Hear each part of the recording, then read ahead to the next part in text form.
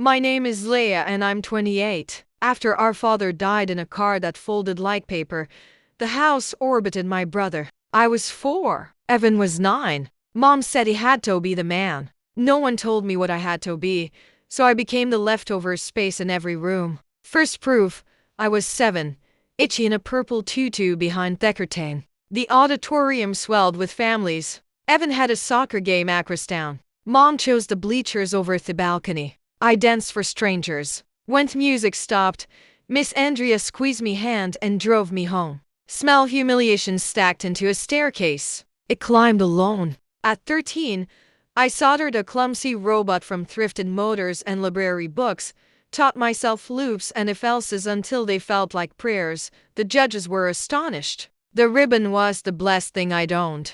I held it over the kitchen table where Mom was polishing Evan's college essay. Leadership, she murmured, red pen moving, eyes never landing on me. I pinned the ribbon in my room beside the others. She'd never noticed. State cam on April 7th out of 200. Mom had toe work. Later, I learned she'd taken Theta to haul Evan's boxes into a dorm for a summer program. That night, I lay awake listening to the refrigerator hum, deciding that sound was what fairness must be, constant, necessary, and uninterested in me. By 16, I'd stopped asking. I saved what I earned. I mapped exits out of the house, out of the gravity of Evan. I kept my plans folded in notebooks. It was a quiet kind of rebellion, but it held. College wasn't hard. Being broke was. I left home 8 miles behind and majored in computations, living on coffee, night shifts, and grit. Weekdays, I waited tables until midnight. Weekends, I scrubbed treadmills under humming lights. When the flu flattened me, I passed out beside a booth. I asked Mom for $300 to make rent. She said Evan needed help with his place. I sold a gifted winter coat to a consignment shop and slid 20s across to my landlord. Then I went back to work. I graduated with a 3.8 and a tolerance for silence. Skyvault, a cloud startup with paint still drying on their walls, hired me as a junior dev. I was the youngest in the room and the first to volunteer for the unglamoristics. I learned faster than my fear. I refactored a clunky service until it sang. Then led 5 engineers, then 12 T26. I was signing architecture docs as CTO. 18 months after that, the acquisition dropped like clean thunder. The options I'd treated as Lord Beckham numbers with commas, enough to pay off loans and then some. I didn't post. I didn't call. I bought durable shoes and kept packing lunches. 8 months later, a friend sent a listing. 5 bedrooms under old oaks, a stone fireplace, a terrace over a narrow creek. I drove out on a Saturday, stood in the hush, and said yes. Cash keys.